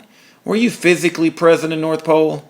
On several occasions we meant for your residence. No, we were in North Pole for a few weeks after I graduated from law school and we were testing out this employment prospects, and like most employers during this downtime recession, prospects were little, so we were going to test out Anchorage and Palmer. Okay. So you weren't living in the North Pole during that time frame? We did spend a significant amount of time with my in-laws in the North Pole. Affirmative. And we went I want to say 2 to 4 weeks. Okay. In transit at their house. Do you know Mr. Cox? I do not. We've never been introduced. Never met him. Never been in the same room except for one time. I was at the correctional center visiting Coleman and he walked by one of the glass windows. That's okay. So you saw you saw him in closest person, but I've definitely read his literature. Okay. Indiscernible his Mr. O'Neill stuff. I'm just asking you if you ever met him, okay? Okay. If I want more information, I'll ask you about it, okay? Just bear with me. Okay. Okay, did Mr. Barney ever want you to participate in any kind of security detail for Mr. Cox? No. Okay, did Mr. Barney ever ask you to participate in any kind of court proceeding at the Nesbitt Courthouse in Fairbanks? Never. Not the Nesbitt Courthouse, it's the Rabonowitz Courthouse. Affirmative. Never? No. Did you ever discuss machine guns, silencers, or hand grenades with Mr. Barney? Not specifically, but we had conversations about firearms. What kind of firearms did you have conversations about? A lot of my friends are well equipped. What do you mean by that? It seems even in my law school circles, they like to possess and own firearms. Okay, did you have any discussions? I'm just trying to be specific. Affirmative. With Mr. Barney about machine guns? No. Okay, hand grenades? No. Okay, you sure about that? Yeah. Okay. Now, outside of our visits in the correctional center, I mean, before any of this happened, no conversation, no. But I mean, once we got in, once these allegations were made, we talked about them. In jail? Right. Were you there in lawyerly capacity and representing him to some extent? Or were you giving him some legal advice? I preface all my legal advice with, I just got out of law school. Well, you understand though, Mr. Neal, it's a little more serious than that, don't you? Extremely. Yes. And that's why. What I'm inquiring about? Yep, Mr. O'Neill, as a lawyer, right? Was your conversation with Mr. Barney in the form of attorney-client relationship? Well, do you understand what I'm saying? I know, yeah, the privileges is. And so the respect to the conversation that we had there, I mean, I can't, he knows I'm an attorney, but I did go to go in the capacity to assist him in whatever way I could. So, formally affirmative. Apologize for stopping you, but I want to clear this up before you say anything else. Okay. Affirmative. That you shouldn't hear or don't want to hear. Right. Were your visits with him in jail was there an attorney-client relationship there? I don't want to talk about privileges. I want to know the relationship between you and Mr. Barney when you met with him in jail. If you're going to inquire as to legal arguments that we might have discussed, I would have to invoke the attorney-client privileges. Okay, and that's his privilege, not mine. Unless there's no attorney-client relationship. And you know the case law on that one. So, Mr. O'Neill, yep. I'm asking you, it's not case law, I'm asking you if there was, affirmative, attorney, Mr. Traverso. He asked and answered, Scrocky. No, I don't think he answered yet, Mr. Scrocky. I'm asking you if there was an attorney-client relationship between yourself and Mr. Barney when you visited him. Were you there as a lawyer for him in representation? Not as an advocate, but to consult, yeah. Okay, I'm going to move on. Scrocky, just give me a second, Judge. Scrocky. Side conversation. Scrocky. Your Honor, I think we need to engage this outside the presence of the jury just to clear for the record. For one, I don't understand the nature of their relationship. The court, I guess we need to do this now, so you may be excused, folks. Jury not present. Mr. Scrocky. Vor dire. Mr. Scrocky. Okay, let's start with perhaps an easy one. Was there, affirmative, any money exchanged by the Barney family and Mr. Barney to you for what you did in this meeting with him and speaking with him in jail? Nope. Okay, you went when you visited with Mr. Barney in jail and discussed this case? Affirmative. Did you do that as to provide him legal advice as a lawyer? That's certainly, a badge that I wear and will wear, and when I know that. When I visited him in jail, I went as an attorney.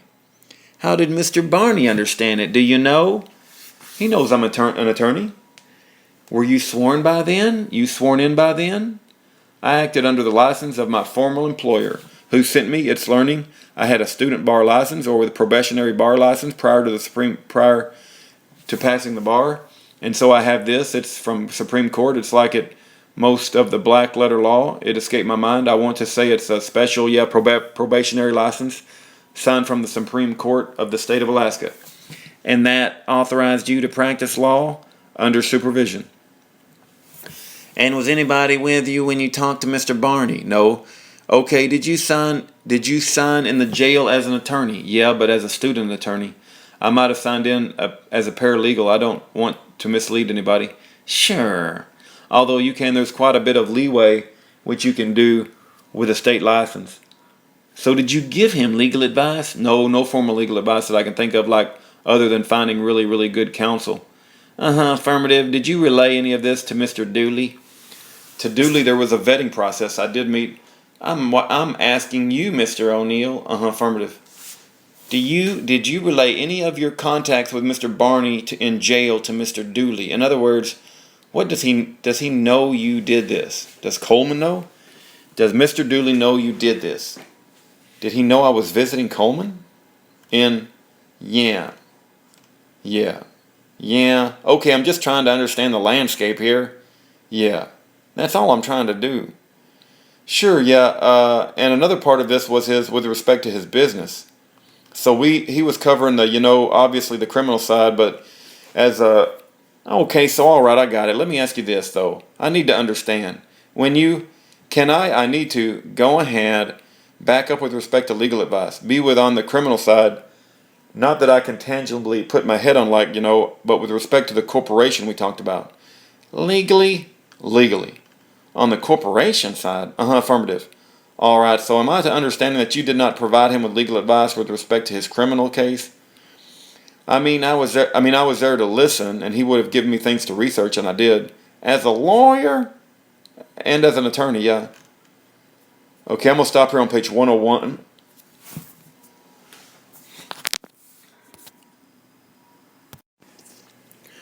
All right, picking up at page 101. So when were you sworn into the bar, the Alaska bar? Summer of 2011. Last summer? Yeah. All right. When did you get permission to practice from the Supreme Court as a probationary lawyer? When was that? I'd have to look at the document, but I would say there was snow on the ground. But it would have been before you met Mr. Barney for the first time? Oh, yeah. Okay. Yeah, I met Barney in 2004. No, in jail. No, I was acting under the tutelage of the firm I was with. Okay. Maybe I didn't get your answer. Affirmative. Were you permitted by the Alaska Supreme Court to practice law probationary from a probationary basis? Affirmative. Affirmative. Before you met with Coleman Barney for the first time, was he in jail? That sounds like a yes or no answer to me. Yeah, when I met him for the first time up in Fairbanks, I was either a paralegal or acting as this other adjunct, like pseudo attorney, waiting to hear my results. This is a valid question because either respect under the guidance of the firm I was working with, and who had full knowledge. Who was the firm? Golter and Logston? Side conversation. Okay, Mr. O'Neill, I'm going to ask you some questions, and I'm going to try and make them because I still don't have a clear idea about this process. Affirmative. About the timeline, okay? So let's walk through it. Mr. Barney was arrested on March 10th, okay? Right. You sat for the bar in February. You sat for the bar in February. Affirmative. Okay, when did you get the official domini from the Alaska Supreme Court to practice law on a probationary basis? Sometime within that time period. Okay. Yeah. You need to be more. Was it before you met with Coleman Barney for the first time in jail? If you don't know, I don't recall. Okay. I don't recall. So it could have been either way. It could have been yes and it could have been no. Could have. I could find out real easy. How many times did you meet with him in jail in Fairbanks? Say once a month. There's some. I think I might have to invoke the attorney-client privilege. I don't see how this is relevant to his character. Well, when you're telling us you have an attorney-client relationship with him as you understand it, I told you that. These conversations I don't think can be used against him. Scrocky. And I have to strike this entire I move to strike his entire testimony because we can't inquire of this witness, and this was not known to us. Traverso, Your Honor, the Alaska Supreme Court does give. It's almost like an indiscernible. Miss Hayden, I'm sorry, I can't hear Mr. Traverso. The Alaska Supreme Court does issue these. Maybe I'm out of line here speaking. The dishonorable court. No, I'd like to know. I don't practice law. Mr. Traverso. The Alaska Supreme Court, the dishonorable court in Alaska, Mr. Traverso. The Alaska Supreme Court does allow you to practice under the supervision of another attorney once you're taking the bar exam, or even just before. Well, you're just getting ready to take it, and you're afterwards. And it's a temporary thing. And then once the results are done, if you pass, and of course you can practice as an attorney. You can go to court, you can practice You can represent people with misdemeanors. You can go to trial. Mr. Dooley. Your Honor, I thought cross-exam was limited to bias, credibility, and the direct exam. Scrocky. But we're allowed to the dishonorable court. That's what I've been wondering about, whether the objection would show up here pretty soon. Scrocky. This has been relevant to show, knowledge and association. I mean, they're telling us that, these witnesses are saying what a great person Mr. Barney is, and that's all fine. But we're certainly allowed to inquire as to what he told them with respect to what he's doing to establish the basis of that knowledge. And with Mr. O'Neill, he can't explore that, Mr. Dooley, and they shouldn't under the attorney-client privilege. Traverso. They are walking a very tight line here, Your Honor. We're moving into attorney-client privilege communications. The dishonorable court. Well, I understand that.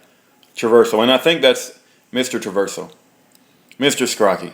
Well, that's, for the record, we're not walking any fine line at all. We're just trying to figure out where we can go. We haven't even begun to walk anywhere. The dishonorable court. Well, if I can resolve this, if you're through, Mr. Scrocky. Yes, sir. The dishonorable court. Telling me what I ought to do and why. I think that's obvious conclusion is that at least part of the conversation that Mr. O'Neill and Mr. Barney in jail are covered by attorney-client privilege. That's shaky, I must say. But I think in light of what I heard so far, that Mr. Barney is entitled to that protection. The fact that his witness came on as a character witness, has visited with him in jail as his attorney, a pseudo-attorney, or whatever you call it, I think it's already been presented to the jury. But I think that's fair to present. And what they said is not fair. The motion to strike is denied, and that's my ruling on the scope of this examination. All right, you can go back to work here. Bring the jury in if you would. I must say I think that Rule 403 comes into play here, and it points out, Mr. O'Neill, how important it is to specifically define relationships with clients. We all learn from our experiences. This may be a new experience for you. The court. All right, Mr. Scrocky. Mr. Scrocky. Yes, Your Honor. Mr. Scrocky. Mr. O'Neill, before Mr. Barney was arrested, did you ever speak with him about hand grenades? No. Before he was arrested, did you ever have any questions from him to you with respect to machine guns or destructive devices or silencers or things of that nature? No conversations that included culpability of a criminal nature. They were all general conversations about the Second Amendment. Okay, how about, was there any discussion about, I'll just list them off, machine guns, silencers, hand grenades, or flare launchers, or 37mm launchers? Not that I can recall. All right, and I might have lost this in the fog of earlier conversation, but did he ask you to join his militia? He asked me to come to a gathering. Oh, okay, but never actually asked you to join the Peacemakers militia itself? Not overtly, just to hang out. Just that one event at Chain of Hot Springs? That I can recall. All right. Yeah, there might have been two events, because I vaguely recall him inviting me, not being able to, and then him inviting me again and again, not being able to go. So there might have been multiple. Oh, okay, gatherings. How about your younger brother? Was he ever asked to your knowledge? I can't recall. I doubt it. He's my brother. He has a political persuasion that wouldn't lend itself other way to, well, yeah, I mean, if you're going to say left or right, it's my little brother's in line with a lot of peers. With the younger generation on the left? Sure. Okay, yeah. All right. And did you know Mr. Cox was living with Mr. Barney prior to his arrest in March of 2011? No, I didn't. Thank you, Mr. O'Neill. Redirect examination. Duly. Mr. O'Neill, you were asked about contacts. Affirmative. Were your contacts physical or by phone or text message or what? Which contacts? The number of contacts that you had, were they usually physical or telephonic or by text? Yeah, we talked on the phone frequently. Yeah, okay. Yeah, all right. But I was his flight instructor, so we spent hours and hours and hours. All right, close to each other in the airplane. Okay, thank you too. That's all I have. Okay, you may be excused, Mr. O'Neill. Thank you. We have at least one last witness. Mr. Rick Madison will be coming in. The court, if you'll remain standing, please face the court, and the jury, raise your right hand and be sworn. Richard Thomas Madison, defendant Barney's witness, sworn. The court, thank you. Please be seated. Direct examination, Mr. Dooley. Mr. Madison, could you state for your full name and spell your full name? Could you state your full name and spell your full name? Sure, it's Richard Thomas Madison, Richard Thomas Matteson.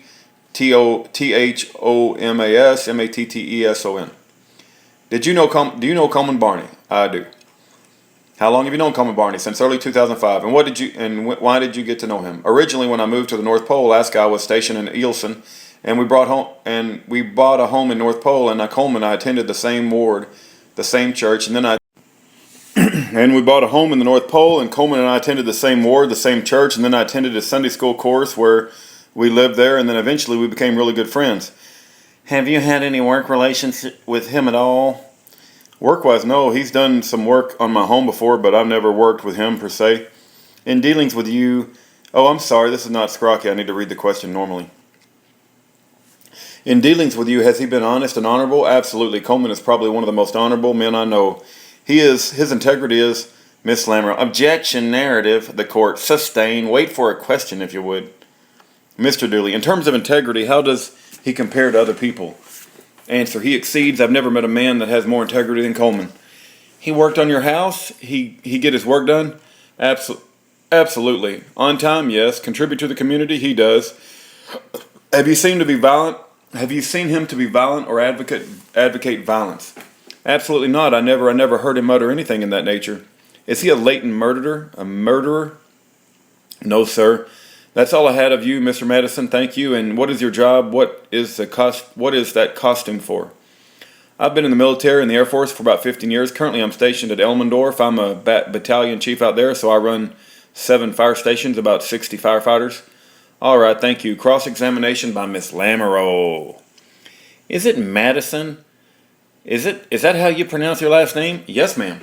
Mr. Madison, have you spoken with the FBI? I have not.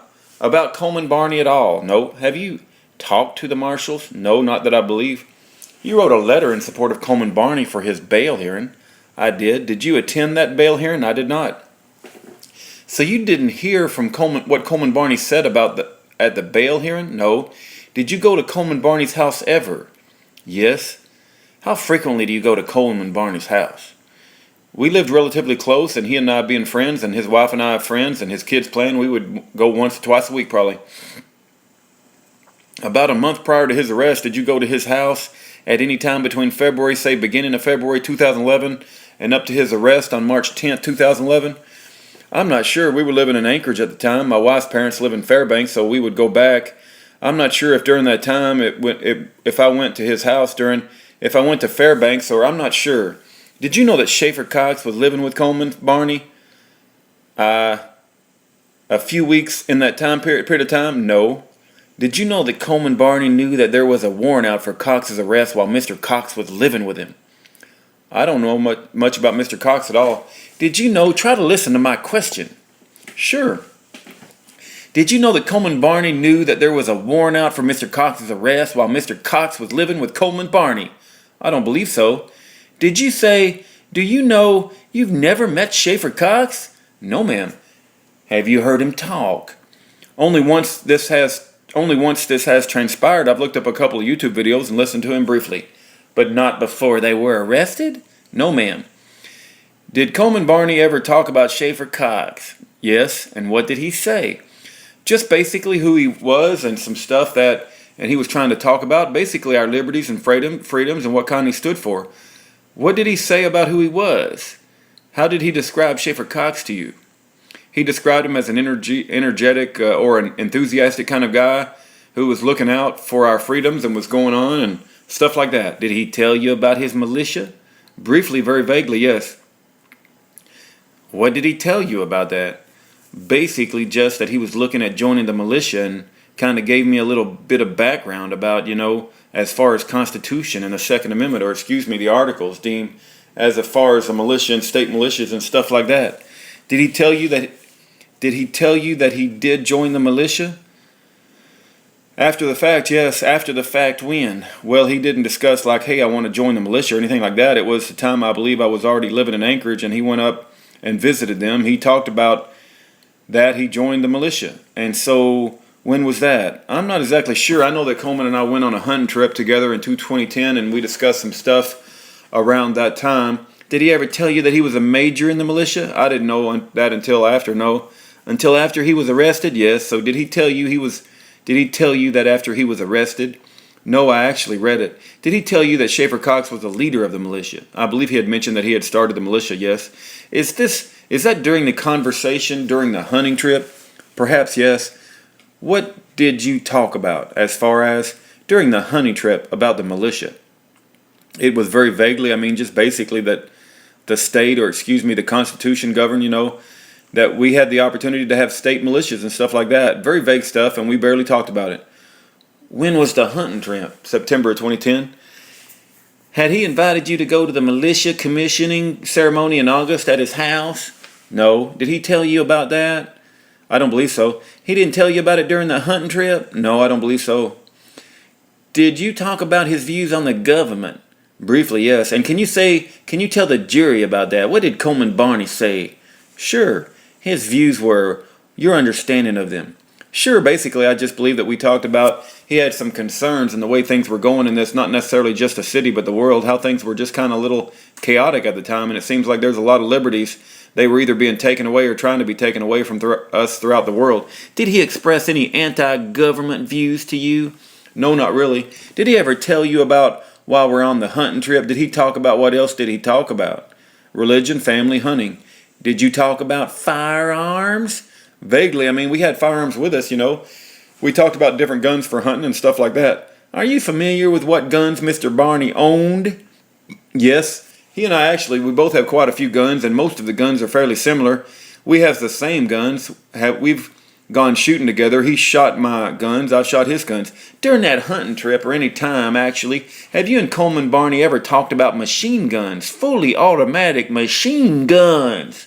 No. He's never brought that up? No. What about silencers? No. What about grenades? No. What about grenade launchers? Absolutely not. Did he ever ask you to be part of a security detail for Schaefer Cox? No. He and I, in our early discussions about the militia and stuff, because I'm in armed forces, I'm not allowed to participate in any type of state militia. Did he tell you about providing security for Schaefer Cox one night at a radio television station KJNP in November of 2010? After the fact, just that were minimal conversations when I visited him and what I've read in the paper. Did you ever visit him in jail? Absolutely. And did he talk about that night with you? Only I think so recently, just that what they were doing there, and they were just providing security detail for Mr. Cox. And it was security from what? I don't know if we really went into the details on it, other than there was a belief that there might be some people who were out to harm Mr. Cox. And who were those people? I'm not really sure, other than there could have been some government type people. Did he tell you he thought the federal agents were out to kill Schaefer Cox? I don't recall. Did he tell you that he had a grenade launcher attached to his AR-15 and it was loaded with a hornet's nest round that night at KJNP? No. How many times did you talk to Coleman Barney between November 2010 and today? Well, since he was down here, I tried to see him once they moved him down to Anchorage, and I would try to see him at least once, but probably twice a week, and then I would speak to him on the phone personally. And he never told you about that? No. Never told you that he testified about that at his bail hearing that he sent the letter for? Not that I recall. Did he ever invite you to common law trial at Dennis? No. Did you hear about that from him? No. You weren't ever present at any meetings between Schaefer Cox and Coleman Barney, were you? No, I never met Schaefer before. I just want to show you one page. It's Exhibit 410 page. If we could have the lights, Madam Clerk, might be the before this, page 4. Are you able? Can you either look on your monitor, whichever one is easy for you, but that document, you haven't seen this before, have you? No. Yeah, it's called a Decree of Political Will is the title right there. Do you see that? I can read the title, yes. That's not the U.S. flag in the upper right-hand corner, is it? It doesn't appear to be, no. And there's some signatures down at the bottom left-hand side. Do you see those signatures down low? Yes. Do you recognize any of those signatures? No. Does that look like it says Coleman there? I can't tell you if that's his or not, ma'am.